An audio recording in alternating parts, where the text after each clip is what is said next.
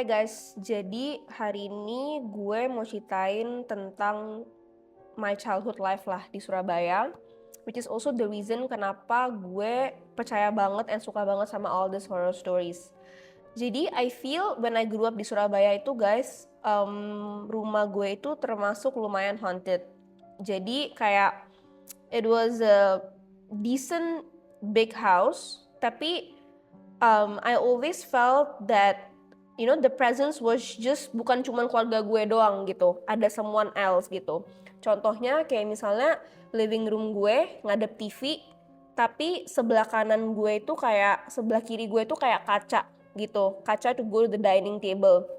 Somehow dari kecil tuh gue ngerasa kayak ada yang liatin gue gitu, bener-bener kalau lagi nonton TV tuh ada yang liatin gue dari dining table, bahkan kalau semuanya di living room tuh kayak ada yang liatin.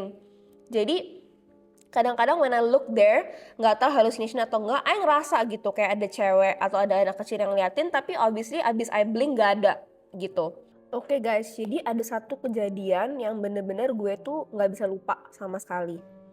Jadi di deket daerah sekolah gue di Surabaya itu kayak banyak klinik ya guys, banyak klinik, ada tempat bakmi, kayak rame gitulah main roadnya. Terus habis gitu ada pohon besar juga guys di daerah situ ya kan. Nah jalanannya itu gue lupa sebenarnya sih one way apa two way ya guys, tapi pokoknya tuh kayak jalur cepat gitulah, jadi mobilnya tuh kayak lumayan cepet di main road itu gitu, karena nggak ada belok kiri atau kanan atau intersection, jadi kayak speeding banget lah gitu. Terus habis gitu guys, suatu hari ada yang meninggal gara-gara nyebrang gitu, student tapi not from my school, from another school, jadi she passed away gitu, ketabrak. Nah, terus habis gitu akhirnya kita doain kan semuanya gitu, collectively neighborhoodnya kita kayak doain dia, so she can rest in peace and all that.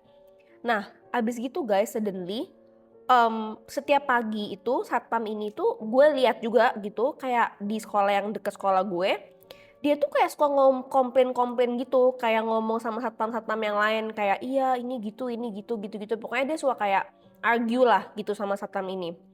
Jadi one day driver gue tanya, kayak ada apa sih mas, kok kayaknya tiap pagi kayaknya di sini gerasa gerusuh banget gitu, emang ada apa, what's happening, kok kayaknya ini sekolahnya nggak kayak sekolah yang oh ya udah ini student saya masuk bye have fun in class gitu, nggak kayak gitu. Dia bilang iya soalnya itu yang kemarin tabrakan itu setiap pagi masih datang, kayak dia nggak realize dia tuh udah pass away gitu soulnya, jadi dia tiap hari tuh masih datang, masih mau sekolah guys gitu, dia nggak ngeh gitu. Jadi tiap pagi tuh karena satpam ini anak indigo, so he can see gitu, tiap pagi anak ini bakal datang ke sekolah gitu, bakal bakal kayak mukanya pucat gitu kan, dia udah meninggal, terus kayak bakal masuk ke dalam kelas gitu. Jadi satpamnya tuh worry that nanti energi dia bakal strong, terus dia bakal ganggu anak-anak yang lain gitu kan. Dan yang satpamnya lihat itu kan bukan orang kan guys, kayak udah berdarah-darah seragamnya gitu, roknya and everything. So one day dia kayak kita harus doain lagi, atau kita harus bilangin, atau kita harus kayak bukan usir tapi kayak doain, jadi kayak this doesn't happen again gitu. Karena lama-lama tuh guys sampai to a point yang murid-murid lain tuh bisa lihat gitu, kayak murid-murid lain bisa lihat kayak apa namanya, kok tadi pas grade berapa baris kok student saya cuma 10, tapi kok pas gue hitung 11 ya gitu, nambah satu gitu, kayak kalau lagi upacara bendera and what not gitu. Jadi lama-lama akhirnya didoain, terus kayaknya kalau kata satpamnya sekitar 3 bulan 8 bulan gitu finally dia udah gak datang lagi ke sekolah. Tapi other than that tuh tiap pagi bener-bener datang ke sekolah, masuk kelas, duduk, terus nanti keluar lagi, terus nanti pagi balik lagi, kayak gitu. Jadi bener-bener kayak di stories tuh banyak banget gitu di Surabaya. Ada satu cerita lagi, jadi kan as I said earlier guys, kita tuh sebenarnya kalau lagi kayak maghrib atau apa gitu, beliefnya kayak nggak boleh keluar rumah lah gitu. Nanti kalau misalnya udah maghrib and everything, baru boleh keluar rumah and everything. Sama kayak the belief guys, kayak nggak boleh potong kuku malam-malam. Nah, jadi ada anak kecil cowok gitu di daerah neighborhood I. Terus dia tuh, aduh, pokoknya nakal guys. Pokoknya kayak bener-bener nakal yang kayak prankster parah gitu loh guys. Yang kayak bener-bener bisa ketok-ketok rumah kabur. Terus ngebel rumah tetangganya, terus kayak kabur and all of that gitu. Jadi kita udah biasa gitu kalau dia prank, kita kayak ya adalah ignore aja, paling di skip, nggak mungkin gitu kan siapa yang lain. Nah, terus one day itu ada this house yang empty guys. Jadi rumahnya tuh empty gitu. Jadi empty udah lama, tapi kayak nggak dijual, nggak disewain, pokoknya it was just abandoned lah gitu. Jadi RT-nya udah bilang ke anak kecil ini, you udah maghrib-maghrib main terus, orang lagi sholat tapi you main. Udah gitu you ke daerah rumah ini terus, rumah ini nggak ada yang jagain, kotor, kayak apa ya guys, nggak ada lampunya, bla bla bla. You main di tempat lain aja gitu, kalau nggak you ke rumah dulu pulang gitu. Tapi obviously he was naughty, so he always would play around there and everything gitu. And then in that house itu ada one tree gitu. Jadi dibilangin gitu sama Pak RT-nya, oke you mau main di sini, I nggak bisa stopin you karena you nakal. Tapi you jangan petik-petik this tree, kayak don't pluck anything, don't do anything to the twigs or whatever. Pokoknya you let it be gitu, don't play around this tree. Obviously when you tell a naughty kid don't do something, dia makin eager to do it kan. So one day kayak jam-jam maghrib gitu, dia ke pohon ini, terus dia kayak metik-metik whatever, bunga lah, leaves lah apa, terus dia kayak emang kenapa, bla bla bla bla bla.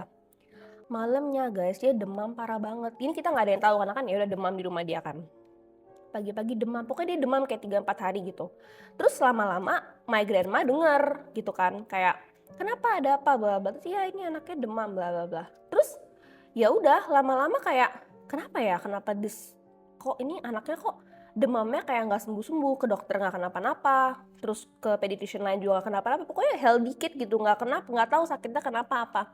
Ternyata he was disturbing the one in the house and in that tree both gitu, because he was playing around in that tree, so the spirit that was there didn't like it, so jadinya kayak dia digangguin gitu, kayak ditindih gitu, jadi dia kayak demam, nggak mau makan, bla bla bla bla. Akhirnya karena dokter and everyone can't do anything about it, dia dibawa ke ustadz, didoain for a few days, dikasih air and everything, baru dia akhirnya heal. Terus dia udah kayak bener-bener trauma, udah kayak nggak pernah prank kita, nggak pernah keluar malam-malam, nggak pernah ngapa-ngapain lagi gitu. Jadi stories kayak gitu tuh banyak banget guys di Surabaya. Jadi guys, karena gue udah kayak grow up knowing a lot of these stories with the haunted house and the haunted neighborhood, the haunted school, bla bla bla, gue jadi lebih percaya about all this gitu. Bukan yang kayak, oh bangun tidur langsung percaya gitu, enggak. And obviously this made me kayak closer to God. You know, you have to keep praying and you cannot do the things yang people don't suggest you to do. You know, bring yourself closer and pray. And also I feel like stories kayak gini itu bukan di Surabaya aja, tapi baik di tempat lain. Jadi kalau kalian dari Surabaya atau dari daerah lain ada cerita yang sama, please jangan lupa komen, DM kita, kasih tahu kita story-story kalian apa, jadi gue bisa bacain story kalian in the next video. Thank you.